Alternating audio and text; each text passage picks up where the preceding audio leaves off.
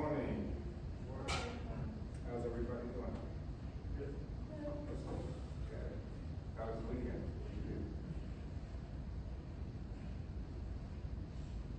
Anybody here to the Shamrock Show?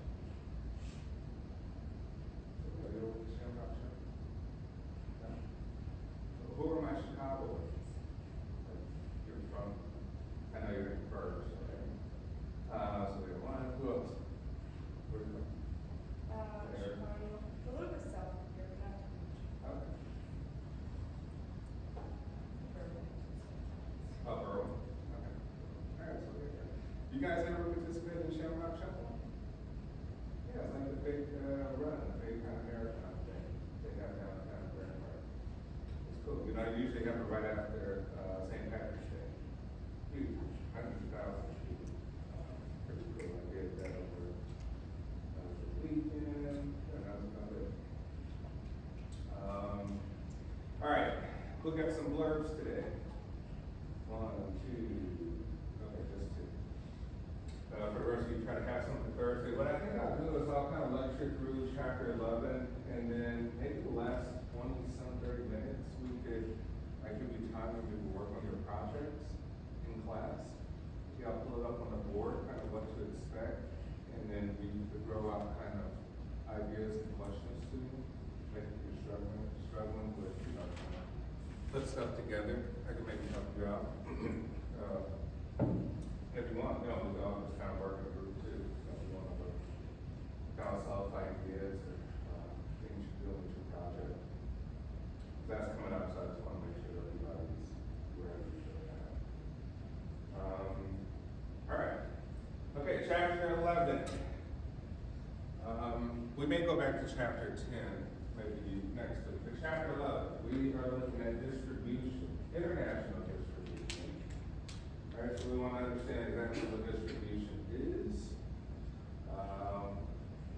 We want to look at some of the pros and cons of the different strategies we use. But once again, we say it's all about having a particular strategy based on demand, culture, all these different things that we could think of. All right, so when we think of distribution, we can kind of think of a multitude of ways that we can get our product to the end consumer. That's what distribution is about. Not only is it getting to the end consumer, it's also working with the after purchase strategies. Meaning that someone may return something. How can they return it? Someone may have an issue after they bought it. How do they resolve that issue? Who do they speak with? Where do they bring the product to? Even the service? All sorts of things, right? We can think of the different types of distribution channels. We'd say, hey, we have maybe direct. Okay, we manufacture or produce something, and we throw up the website. And we say, I will directly send you these items if you purchase it off my website, right? We can think of different examples. We could say, hey, Coca-Cola, how come you don't have Coca-Cola stores to buy Coca-Cola from? Right, well, that's not the business that Coca-Cola is in. That's not their strategy exactly. Coca-Cola doesn't use Coca-Cola stores. So they're not direct. Right? They produce and manufacture a formula, but they sell it to other people. Right? We could say, hey, we have sort of indirect, using intermediaries. We have something we want to sell, but it's very expensive to maybe send it directly. Very expensive to maybe handle all the business directly getting that product. Right? Maybe we want to save money. Maybe we want to improve our profit margin. So we use additional people, companies, et cetera, et cetera. An example would be your telephone service. Right? You got T-Mobile, Sprint, T-Mobile, Verizon, AT&T, and you call because you have an issue with your bill, with the service, you want to upgrade it, you end up talking to someone that sounds like they doesn't really speak English, or something like it's kind of interesting. Well, you know, they're using a third-party service, right? Like, what third-party service? I don't know. Either they have a with a foreign company and using individuals in a foreign country to resolve their issues. We're like, well, why would they do that? Well, this is probably too expensive to do. Right? Like, oh, but what about there? Don't they need to train people to speak English, to speak it in a way that makes it understandable for Americans? Like, well, yeah, that company has already done it. They've already done the work. Not only that, they've really tailored their workers on how to handle all these sorts of issues with other companies. So they don't just work with T-Mobile and Verizon, they do it for hundreds of other companies. So they become experts at what they do. So why don't we go and retrain people to do all this hard, heavy lifting for us when we could just outsource? We could think of wholesalers, right? What are some wholesalers that you're aware of?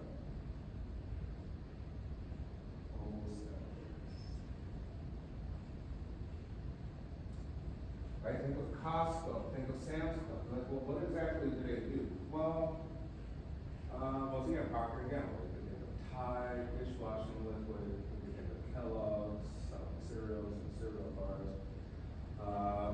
They may want to sell it in bulk. Well, who's buying in bulk? Like, well, two different types of groups of people. Individuals with families, or, usually they have families, right? They want to buy things that they can store and keep for a long period of time. And then businesses. So who has a Costco card? Right? So you say you have individual account or a business account? Individual, right? It means like there is a business account, right? Businesses need to buy stuff or operate their business. So for wholesalers, you're like, well, the manufacturer can either go sell it to Jewel, Mariano's, Whole Foods, Trader Joe's, or they can sell it to these wholesalers, Costco, Sam's Club, who in return sell it to businesses and individuals who like to buy in bulk. Potentially. Sometimes you don't like to buy in bulk, you just like Costco because it has great deals, right? It might be the case. But usually it's for people that have large families who like to buy in bulk. All right, so we have direct, you can sell it straight to the customer. You use indirect intermediaries, you can use wholesaling, you can use franchising. Right? Like franchising. What are some franchises that you're aware of? Yes? Chick-fil-A. Chick-fil-A, right? Like, well, what would be the reason to do franchise as opposed to entering the market on your own? Why don't you franchise? What would be your advantages in it? Okay, did you like, hey, they've mastered their market? That's something that we would have to do, start from scratch. It's expensive, it's time, etc. What are some other reasons?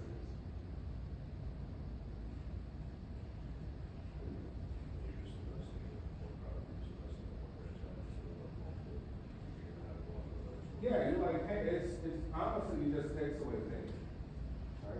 Like, hey, McDonald's is a successful company. No one's gonna argue that. There's no thought behind it.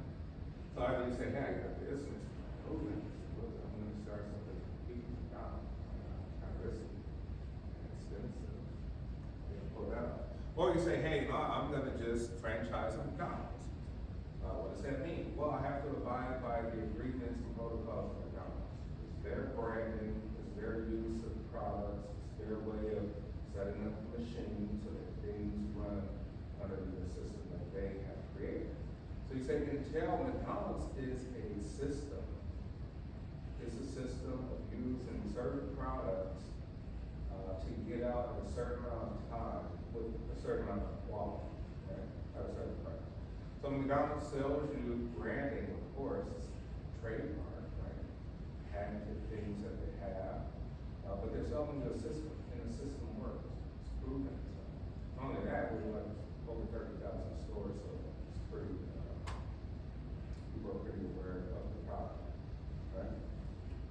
So think of all this. If we're going into business overseas, if we are sort of expanding the operations, they're coming up to some major issues if it's a different country, right? So we're thinking of distribution, we're thinking of the end user product. Well, how do we get it to customers?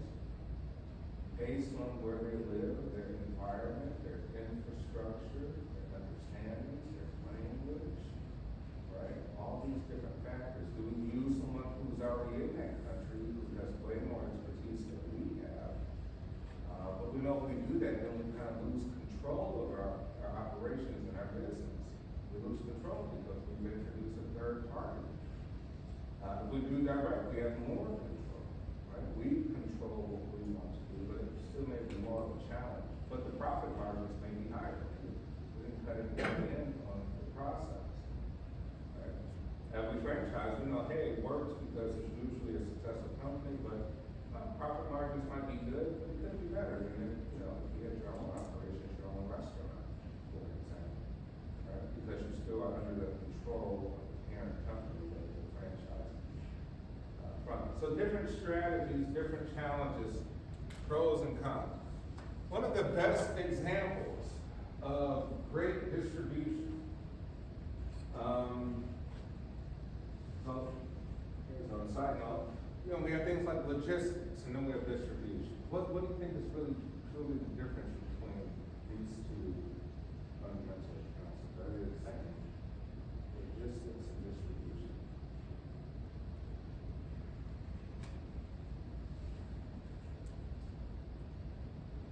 Right? Think of distribution. We're here in marketing, we're talking about the 4 P's. So distribution is place. Where exactly is the product? Placement of the product at different points in time in order for it to get to the consumer and also after the purchase behavior return. When they have logistics, we're saying, hey, the whole system of coordination. How do we coordinate everything, monitoring every single aspect of a chain, right? A network of all these different sort of arrangements. You know, the truck drivers, shipping, right? All the different factors, we think of the technologies involved in coordinating, keeping up, tracking, understanding. You know, kind of one and the same, but for distribution, we're talking about the product itself. How does it get there? Everything entailed with that, right? But back to what I was saying about Coca-Cola. Coca-Cola has one of the greatest distribution channels, one of the greatest distribution strategies for that matter. So Coca-Cola sells about 2 billion products every single day. Every day Coca-Cola sells about 2 billion products. And you're like, well, how did they do it? How are they able to get out that ridiculous amount of product every single day? Well, you say Coca-Cola has a strategy. Coca-Cola sells a trademark patented formula, right, which no one else can use. Right? They're very vicious about people attempting to even try to get close to, you know, using their secret recipe. But Coca-Cola sells it to bottling and canning companies, right? To basically use this formula and to use the branding and the marketing of the Coca-Cola brand. It has about 250, they're located about 250 different countries using these bottling companies to, you know, expand out their product, right? So what they do is they give them license to use it. They allow them to use the likeness and branding. They're usually very strategic on how far away these facilities are from, like, you know, main cities, metropolitan areas. What Coca-Cola do is usually buy into the company. So they take ownership of the companies, right? Once again, they have control. It's one thing is giving somebody the license and agreements to be able to use your products and your branding. It's another thing to have exert control over them as well too, so you can maintain sort of the efficiencies that you would like. After a while, Coca-Cola typically divests. They kind of scale down ownership and just retain a little bit of ownership from these companies. Because these companies are also bottling and canning for other companies as well too, right? So you're like, hey, Coca-Cola has a very strategic system in order to become global, right? They control the marketing, if they're gonna roll out some new products or something of the sort, but they have a great strategy across the board. All right, so what are we thinking of? Managerial choices, informed distribution policy. Do we go independent or integrated distribution channels, right? Do we use other companies, use other facilities in this process because they have better knowledge than us in a foreign country, or do we kind of go independent and do our own operations? Or short versus long channels, right? We think of things that are kind of quick and efficient, or a very sort of long sort of system of getting the product to the end consumer. Another question, to what extent should a distribution system which has proven successful at home be extended to foreign markets? Just because we're successful here in the US with our distribution doesn't necessarily mean that would be the case overseas, because we say, hey, there's different infrastructure, there's different rules and laws, right? There's different sort of terrain to get products to it. It's just maybe getting into the country itself might be an issue. Which middlemen to choose and how to develop satisfactory relationships with key actors in local distribution channels. Remember, if we use intermediaries or mediums, then we have agreements, we have contracts, but then we lose control. We don't know if they have some sort of issue that happened to them. It may place our product to be lagging behind, getting to the customers. We may lose sales, and we got to go through a whole legal issue with these individuals. It just becomes very extensive, right? But it's all a risk. Which product range, what type of services, who, which stocks. So if we think of what are some services we think that use, let's say intermediaries? Well, first of all, what's some services that you think usually use direct distribution to get their products or to get their services to customers? Do you think that they go direct? Provide a service and get to you direct? Yes. Restaurants or something? Yeah, you think of restaurants. You're like, hey, you know what, we can't really use that many people involved in this because food goes bad. Food gets tampered with, right? And you're under strict sort of health guidelines on what to do. Imagine if you use too many intermediaries, you get the fish, you get the fruit, and the package is all beat up, it's destroyed, you got leaked into, right? Too many people might be bad for business, right? Because these are perishable things.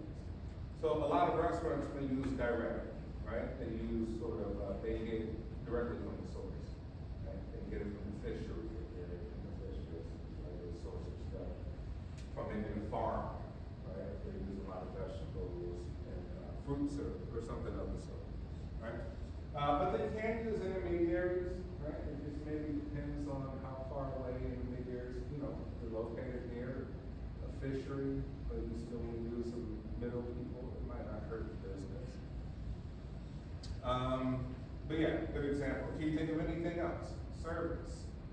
What are some services that use a ton of intermediaries to get the service out to the individuals?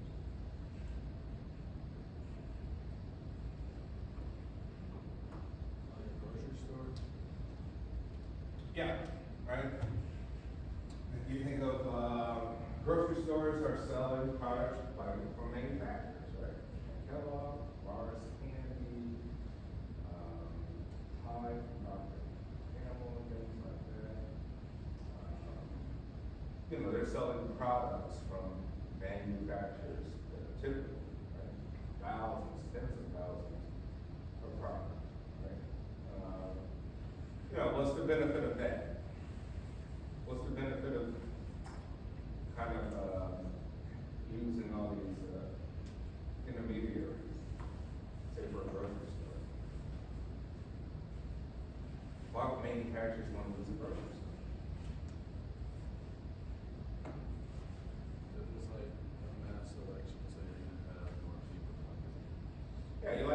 marketplace, it's essentially what it says, right? It's typically what's grocery store, the market, right?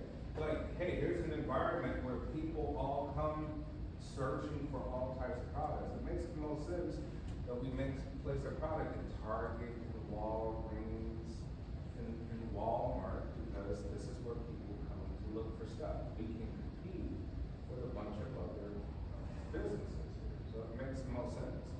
And you're like, hey, you know what? It's really up to, we've sold the product to Sure. We don't have to worry about it, right? Usually, there may be some other things. We've sold the product to Mariano's. That's up to Mariano's to put it on sale or promote it, right? But we already did our job, problem solved for us as manufacturers. Now that's their problem to put it on an end cap, put it on whatever shelf they want to do to get rid of it. That's up to them, right? Okay, so we eliminated the problem, right? And now it's, you know, maybe Mariano's, Coca-Cola's, Jill's problem to sell it to customers, right? With promotions, right? All sorts of promotions. So you're like, hey, that works out pretty good using a middle person as a retailer. Can you think of another large products or companies that sell directly that may have even used intermediaries? Yes. Like a car manufacturer? Yeah, right. You're like, Tesla uses this dealership, uses Tesla dealerships, right? You're not gonna see Tesla on some random dealership somewhere, unless they bought it after marketing, that's nothing to do with Tesla. I feel like Tesla likes control, they're just like Apple, right? They like the control of it. Think of even Apple. One point in time, Apple used to sell in a lot of the shopping malls. It may still do a little bit, right? But Apple changed it, says, no, we'll buy the physical buildings and sell Apple in Apple stores. It reinforces the brand, it exerts more control, and then we probably don't want our products right next to Microsoft, Google, Hewlett Packard, and all these different people. It's not good for our brand also. So Apple kind of changed for using intermediaries to more directly creating these Apple stores, really great Apple stores where you do everything. Get your phone fixed, sit down with other products. Like, it probably makes more sense. We probably could influence people to sell more while they're getting their phone fixed or look at it. They might be influenced to buy new AirPods. They might want to check out the new phones and see what they're about. It might influence their behavior now or later to some degree. So great sort of advantages there. All right, and what do you think of even e-commerce? Throw your website up and you just sell it directly to the customer, right? You ship it out to them, directly to them as soon as they come on the website. Foreign channel viability, we have 9 C's, right? Who are the consumers and what are their characteristics? All right, maybe say different purchasing behaviors, different ways people like to buy, right? You go into foreign countries, there's a lot of open marketplaces. People still like to go out in these outdoor marketplaces to buy things. When you come back to the US, that's not usually the case, right? You may see some farmers markets and stuff pop up, but it's not really the norm. Culture, local styles of interaction, right? How customers like to interact with businesses. Are they very entangled? They're very passive about it. How does that work? Character, image projected by the channel, right? What is the image?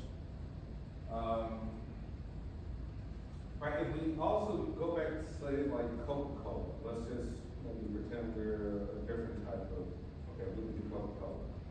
And Coca-Cola uses a third party, but the third party is sort of this nondescript trucks pulling up and dumping off Coca-Cola products at a store, right?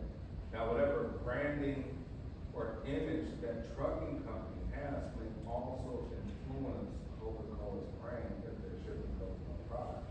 Hence why Coca-Cola, usually in its distribution channels, says we want Coca-Cola trucks pulling up with Coca-Cola products.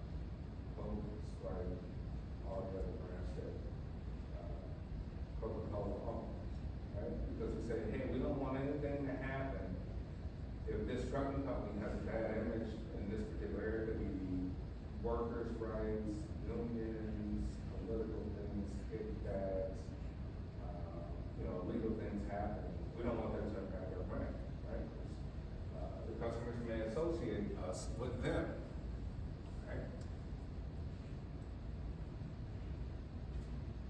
Capital, financial resources necessary to start and maintain the channel, right? Fixed capital, fixed capital and working capital. It takes a lot of money. You're trying to set up an entire distribution channel to get your product from point A to point B. A lot of things need to be considered, right?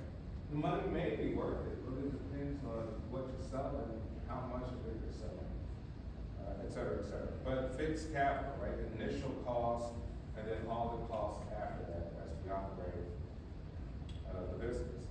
The cost, trade margins rather than overhead costs, right? We see a big issue with our administration, right? With tariffs and issues of trades, imports and exports.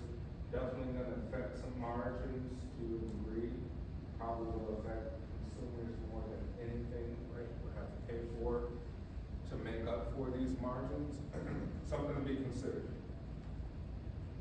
Competition in local channels, right? Local cartels, right? We do say, hey, in some countries there's a lot of control by other companies, and they really do whatever they want to do in order to keep people out of that sort of market, those distribution channels, right? They can sabotage things to make sure that their companies work with yours. Something to consider. Coverage, geographic coverage, right? I don't know, are we delivering something in a very mountainous region? We have to use airplanes to get it through. Is it somewhere in Nepal, somewhere in Tibet, somewhere in the mountainous ranges of Bangladesh, right? How does that work? And even here, within places like Colorado, there's some areas there, very difficult to get things here. We might have to use trains. How would that all work just because of the geography? Or even distance, right? We have to be concerned about the differences. Remember, I was saying Coca-Cola usually used within a certain amount, no more than maybe 200 miles, where they have these distribution centers from like metropolitan areas, from their consumer base, right? So they have to very kind of tailor on how far out, the maximum amount of distance they're willing to go to drive and deliver these products to stores and retailers and all that. Continuity, the channel must not turn out to be unusable for some reason, right? Which means bankruptcy and financial difficulties. Think about it. If you are using intermediaries, you probably need to vet them financially. You're like, well, they're on the cusp of bankruptcy. If they go bankrupt, we've already had this agreement with them. Now we have to go find somebody new. And what will happen to our business in between bankruptcies and things like that, right? A lot of work. You have to be kind of keeping up with their financial situations. And then control. The ideal situation is, of course, when the company creates its own distribution network. Some of the most valuable companies in the United States is Apple. Of course, I think Apple is still the most valuable company in the United States, right? We believe they're still number one. Tesla is up there too. You say, well, what's the common denominator? Control. Right? Apple controls its operating system, apps, what's allowed to go on the App Store, this ecosystem of products, not allowing too many third parties with Android and all of that into their system. And look how valuable they are. They're essentially kind of created their own system, even their distribution network with these great Apple stores. Like it works. The profitability shows that it works. Tesla the same too. So when you have control, it usually ends up in more profits and more valuation for the company, higher valuations for the company, right?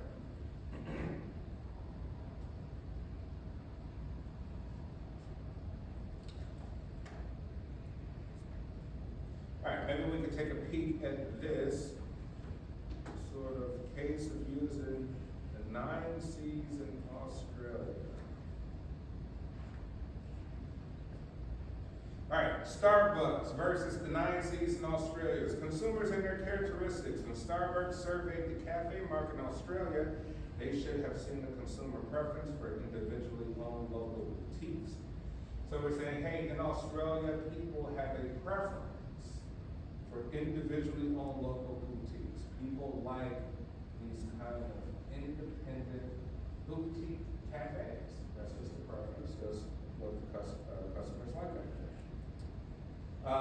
With personalized service, they like people coming up to the table, giving coffee, and coming back interaction.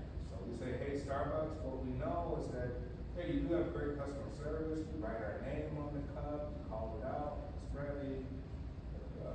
Your baristas are pretty friendly, but you're not really delivering cups, checking in on things like that. So that could be an issue. So yes, as opposed to giant foreign chain restaurants, failure to recognize this meant that Starbucks severely misjudged the culture. Starbucks thought that their system would work everywhere, right, regardless. And Australia seems like it may work in this English-speaking country and continent all over, right? Loves coffee just as much as any other country would. You would think it would work. And in fact, position themselves in the market against the prevailing consumer-centric culture. While the U.S. and Australia are culturally similar in some ways, right? We say high individualism, people love their individual identities, both in the U.S.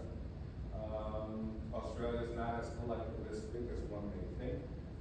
And masculinity, right?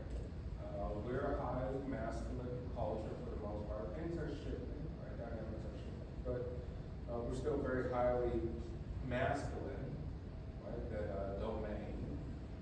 There's some important differences. Australians tend to resent overconfidence and arrogance.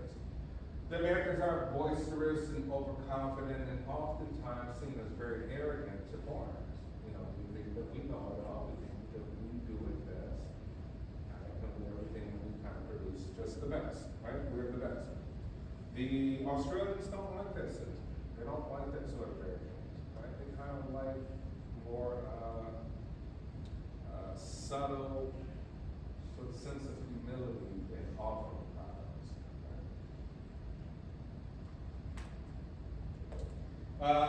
Which Starbucks demonstrated when they opened a large number of stores rapidly and aggressively took on the local market. So we say, hey, Starbucks had a strategy. What's the strategy? Is flood the market with stores. We'll figure it out. Get the stores open. We'll see the response, the reaction to consumers, and we will just kind of work through it until we're finally successful. What we're saying, this is just a strategy. You can see if it works. Remember, we see a lot of these companies that do that don't work. They've got 200 stores and they're closed. But to do something where you're still paying rent on it, insurance, and all this equipment. If it doesn't work, you're like, hey, there's some big fallout. Usually file for bankruptcy. Some form of bankruptcy. But you just sort of divest in order so that you pay the creditors just a small fraction of what you're actually owing. So it can be a useful tool, bankruptcy, or you completely just kind of dissolve the company and sell off the assets. Okay, character. While the image of Starbucks as a prestigious coffee experience may be projected similarly across many countries, this cannot be taken as a given. Australia already had a well-established, high-quality cafe culture. So the Australians are saying, hey, Starbucks, you're not doing us any favors. Yeah, you got a great thing going, but we don't necessarily need you. We already have a pretty good coffee culture, something you should value before you enter a market. You're like, well, they're already set. They're not emerging economy. Australia's developing. So what you're offering is icing on the cake, but the cake is already made a long time ago, right? So you have to say, well, is this worth it? Is the way that we're going about it aggressive with so many stores a really good business strategy to make it profitable. Right? End of the day, we're driving around Oak Park, Forest Park, Harlem Avenue, North Avenue, Division, et cetera, and you're just like, hey, it's a ton of businesses. I'll tell you this, most of those businesses aren't making profit. The doors are open, they pay their employees, the lights are on, the products are being served, and you just wonder why you drive past 2 years later and it's closed. They never made a profit. They operate and make revenues, but they don't make a profit. Right? So they just keep it going, which is good for the city, the village, et cetera, but,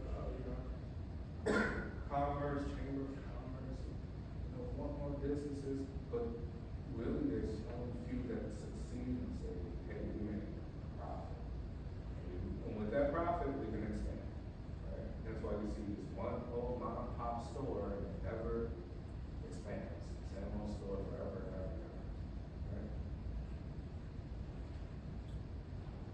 So don't forget that, right? Hey, revenues don't equate profits, right? The doors are open, you operate a business, but it may not be profitable. If anything, you could be losing a ton of money. You're just operating on debt, right? And you need more loans from the bank, et cetera, et cetera.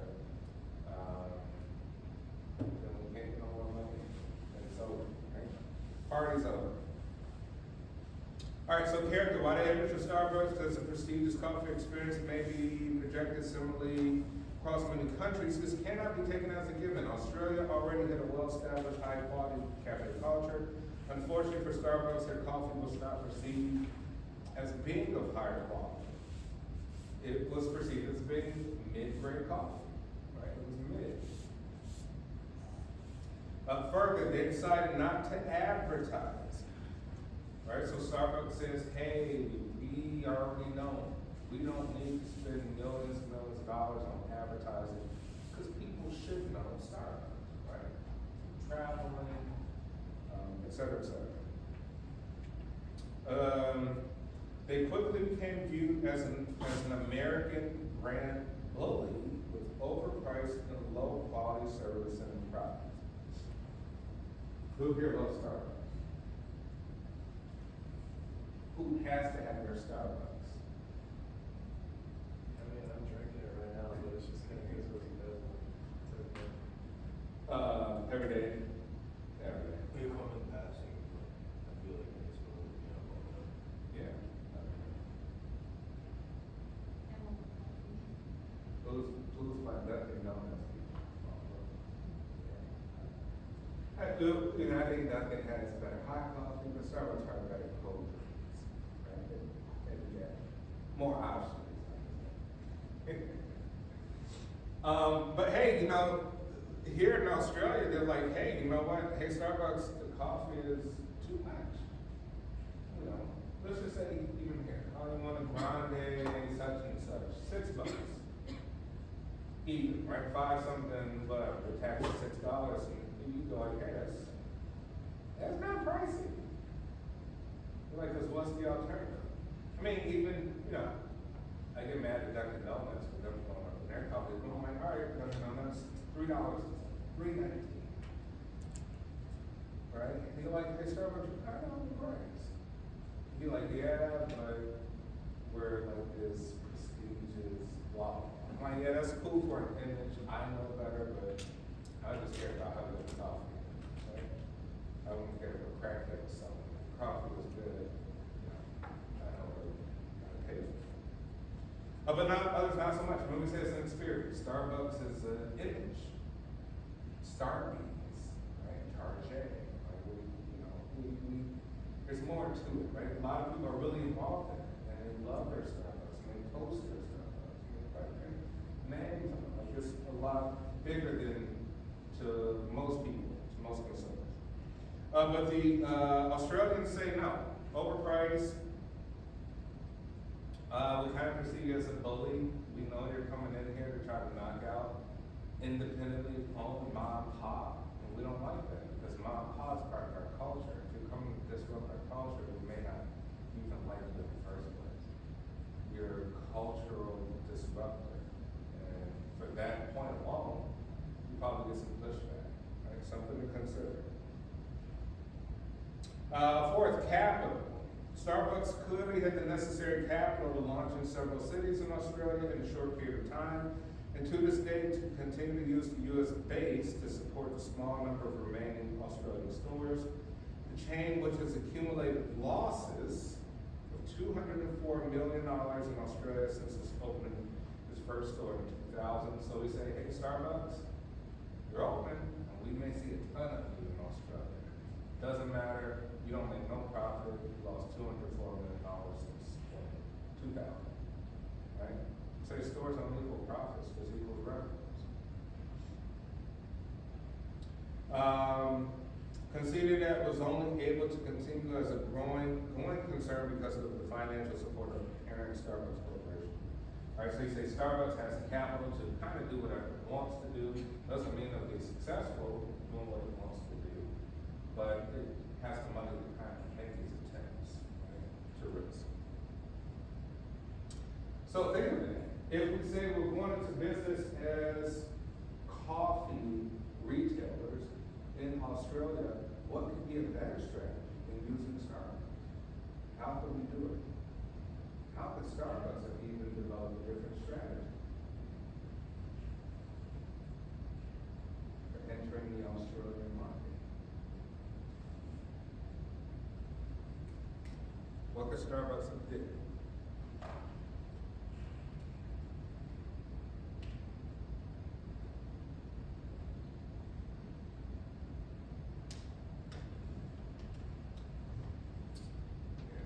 Like, they could have researched whatever the most successful coffee company already was, see what it was that they did differently from what Starbucks, just to like kind of fit in more with their culture. Yeah. All right. A little bit more research. Think is, you know, we gotta get creative. Like, Starbucks has simply just sold its coffee to the coffee retailers. Right? Right, they can sell it. They can put it up on the shelves. People still buy it. You don't need the store. People don't like the store. It's a chain. It's a chain. Starbucks never really franchised either. Meaning that they don't allow individuals to buy it there. So maybe they'll have a little different. I don't know. Right? Starbucks, once again, Starbucks likes control. Successful. Remember we say if you have control, then do you really successful. Right? You don't allow people to franchise. You just build your own stores. You're like, hey, Starbucks, maybe you could have just focused on selling in the grocery stores. Just let them put the K-Cups, Starbucks bags, and brown Starbucks coffee in there, but not the stores. Or Starbucks, you could have created a separate brand, right? Use your power to create a second brand that appears to be these independent mom and pop coffee locations, right? Like Starbucks and one of them. They just want to expand to Starbucks and try to force their way into a market that had a different response to them. Cost. Starbucks opened themselves up to undue costs by managing all of their new Australian stores internally rather than align with a local firm with local knowledge. Or by franchising out to local entrepreneurs who have been invested in their store's success. Additionally, higher inner-city rents and very high labor costs meant that it was always going to be more difficult for Starbucks stores to turn a profit. Competition. While Starbucks is the clear market leader in its home country, it entered an Australian market with already extremely heavy competition and low profit margins. Right? So once again, our research would have showed that, hey, high competition leads to low profit margins for coffee. Maybe coffee is not the greatest business to get into in Australia. People like to buy it, but it takes a lot also to operate and get the coffee to the end consumer. Even consumer really not really trying to profit. Right? This is sort of a drip. With several successful chains offering comparable convenient service experiences, et cetera, Gloria Jeans, Coffee Club, and thousands of independent retailers offering high quality products, Starbucks entered a mature market that didn't have an open niche for them, right? So another thing to consider, how mature is the market that you're entering into? When we say you may want to enter things that are emerging, not already developed, but it's developed, there's too many players in the game. Coverage, Starbucks entered into a highly concentrated population areas of the many substitute products available. While they offered a larger range of coffees than most local cafes, they did not actually offer coffees that the local customer favored. Right, so they didn't have different flavors of coffee that people may have wanted in Australia. You can't force the same taste everywhere. People want options in different areas. Continuity. The closure of over 60 of their 87 stores demonstrates the lack of continuity. So Starbucks had to close 60 stores, right? They opened up 87 stores. So with these closures, completely removing the brand from major markets such as Adelaide, the Gold Coast, Canberra, and Tasmania. Right? Not good for the brand. It showed that you failed. Imagine that people in those areas once saw their Starbucks and it went away. I feel like that's bad perception from the brand. Right? They closed more than 2/3 of the stores that you opened up. Control. Starbucks certainly maintains strict control over their Australian venture. Branding, training, and marketing were all supported and managed by the U.S. arm of the company. Starbucks said the decision to close the underperforming stores was made to concentrate its attention and resources on profitable growth, operational efficiencies, and an enhanced experience. Blah, blah, blah, Starbucks, right? Starbucks said a lot of blah, blah, blah, and said like, clean up the fact that they failed, right? So there was some positive PR. Starbucks, you failed. Right? You try to force things in a developed market where there's low profit margins. People don't like these big brand box stores coming out into the Australian market, right? So there's a failure.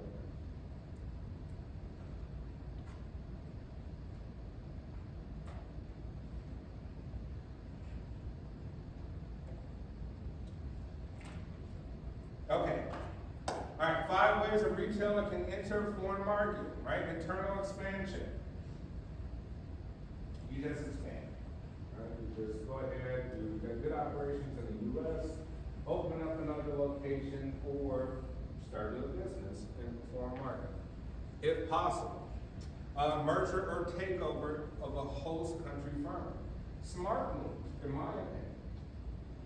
Don't reinvent the wheel.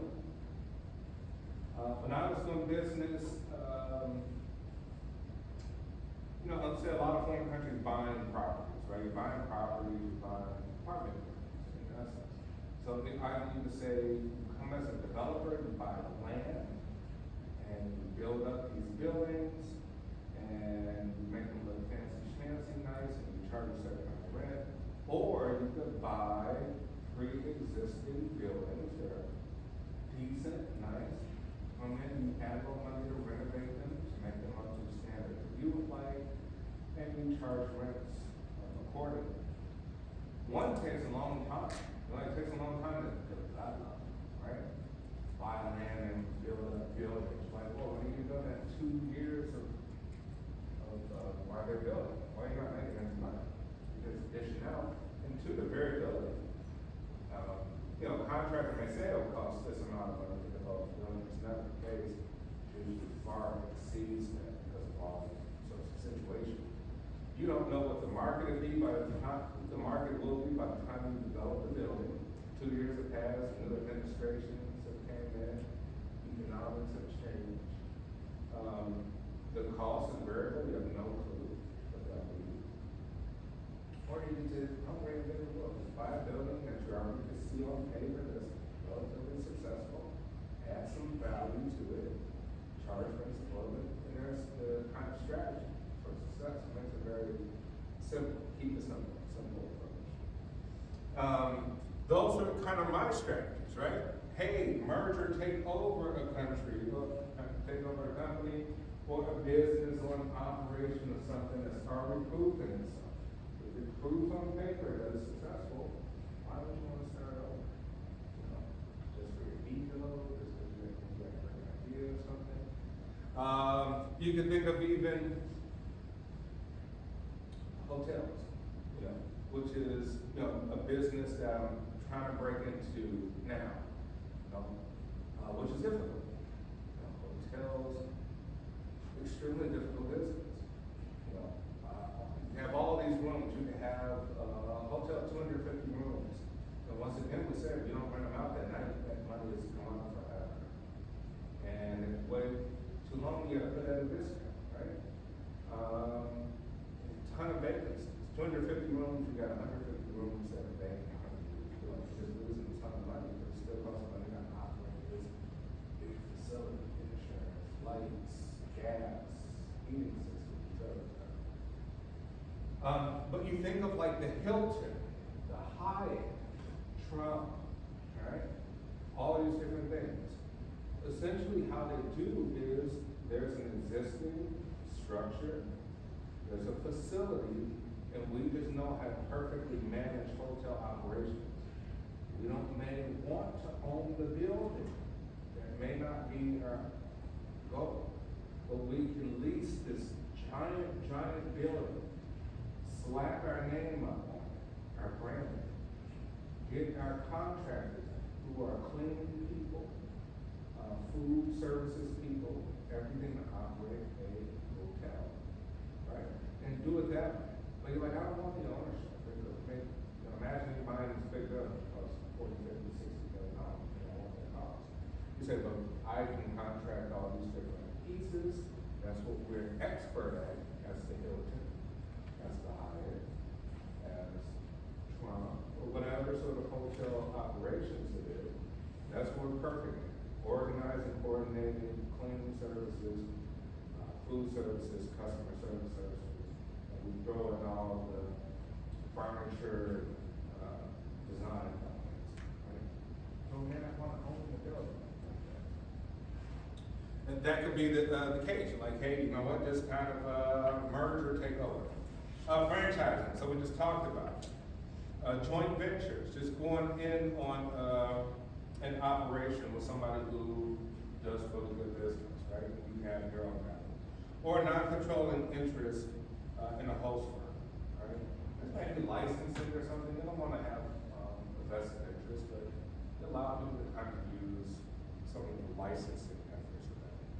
Okay, we'll come back to this on Thursday morning, we'll get our word. Who's the words? Yeah, two, okay, now, all right, now let's go with you.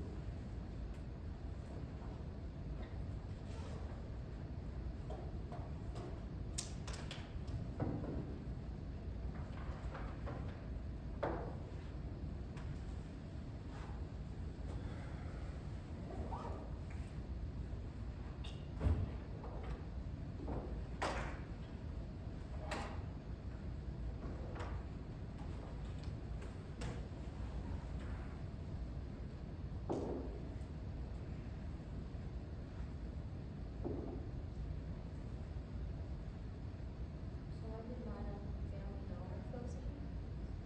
Dollar Tree owns Family Dollar, which in 2024 had nearly closed 1,000 locations. Some Family Dollar stores are underperforming and making it difficult in the economic environment. So throughout the next few years, they're planning on closing additional 370 locations as the leases expire. They're not entirely going to disappear, but focus more on their higher performing locations, which I saw that New York and Ohio had the most closings. They didn't really state why that was, but I thought that was pretty interesting. They're working to make investments with digital strategies and adapting to new retail trends. 1,000 stores in one month? Yeah. Did you read anything about like retail theft being a Yeah, part of? so that was big. I think that's also why they closed, was theft and, also there was other like health concerns like rats and stuff, like being found in the stores, like, and stuff like that. Alright, so they don't like Family Dollar, alright, you know, if you're managing or the owner, operator of that you're like, hey, you know what, for something really cheap, originally it was $1, right? And you're like, oh, we lied, it's no longer $1, it's $2, it's $3, $4, why? Because it's impossible to sell $1 now because of the economy. But like, we have to keep these stores as basic as possible so that we can stretch out profit margins once again. And we may put them in areas where people want to buy for $1. They're like, well, who's the majority of our consumers? It may be people in very impoverished areas.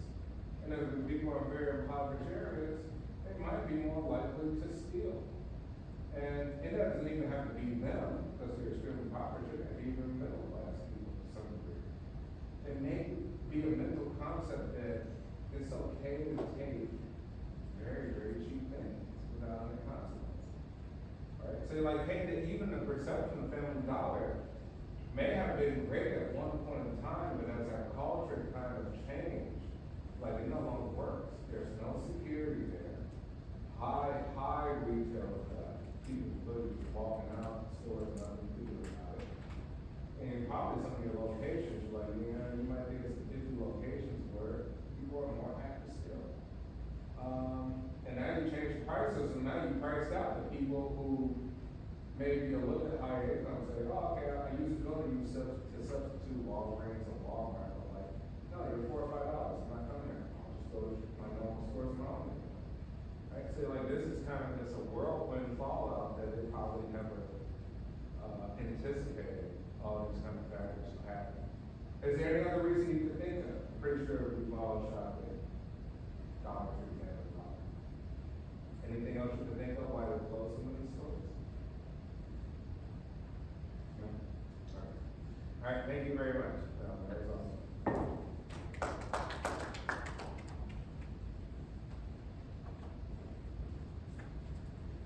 Is there any stores that still actually sells $1? Is it Dollar General or? It's $1.25 at the Dollar Tree from my house. $1.25?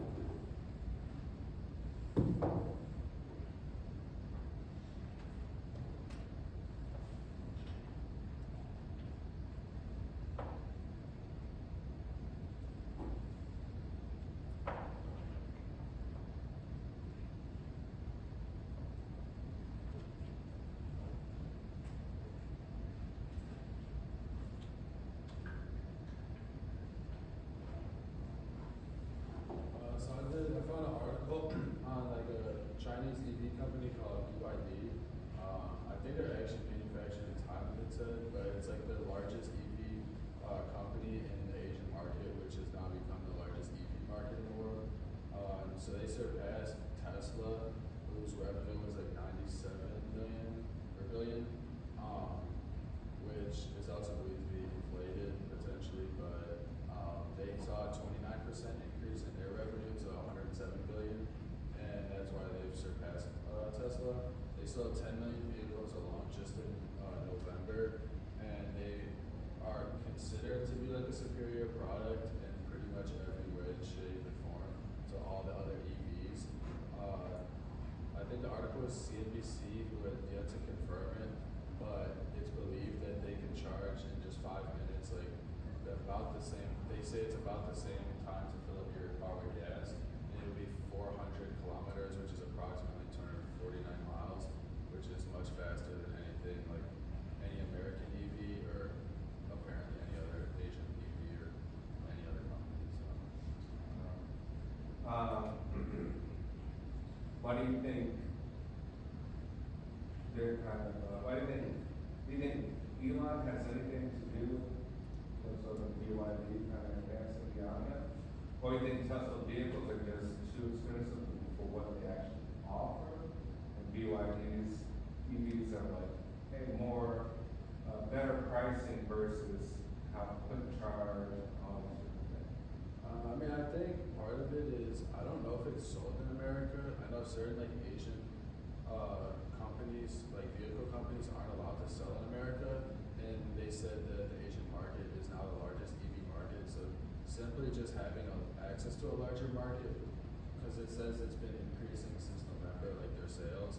But I think also then recently they also did mention the stock prices, and I think that like Elon's recent activity has probably crashed Tesla sales, but I don't know how much it boosted BYD just Yeah. because I don't know how much they're in our market. So Yeah, well, I think if they stop buying one product, they probably increase buying the main competitor, right? Yeah. So like two, you know, if Elon gets his guy into American politics, and he's like the face of Tesla, right? I feel like if there's some countries that stop liking American politics, with tariffs, with all different stuff, and Elon's the face, they're probably gonna push back, right? Like even those governments can push back on allowing Tesla products. So they failed kind of all throughout the world.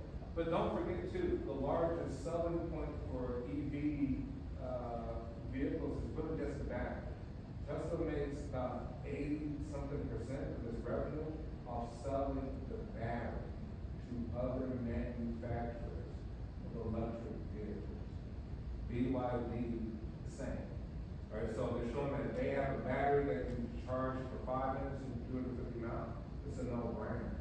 If you want to also put that in your electric vehicles that you're manufacturing, right? But then about this, there's still an intermediary with other electric vehicle manufacturers to buy these awesome batteries that charge 5 minutes, 250 miles, right? yeah, I believe they started in batteries, what they said, like they started in electronics and Yeah, so usually when you see the sales, like don't forget 80-some% of those sales are not like cars, the actual physical whole car, but it's selling batteries to third parties. Mercedes, Benz, BMW, blah, blah, blah, blah, blah. Okay, excellent, great. All right, that is it for today, class. Yeah, sorry, I kind of went over, we really had time to work on the projects, but maybe we'll do that. Maybe Thursday we'll do blurbs and just a few minutes of lecture, and then we can work on our projects together. All right, everyone, have a great day. I will see you on Thursday.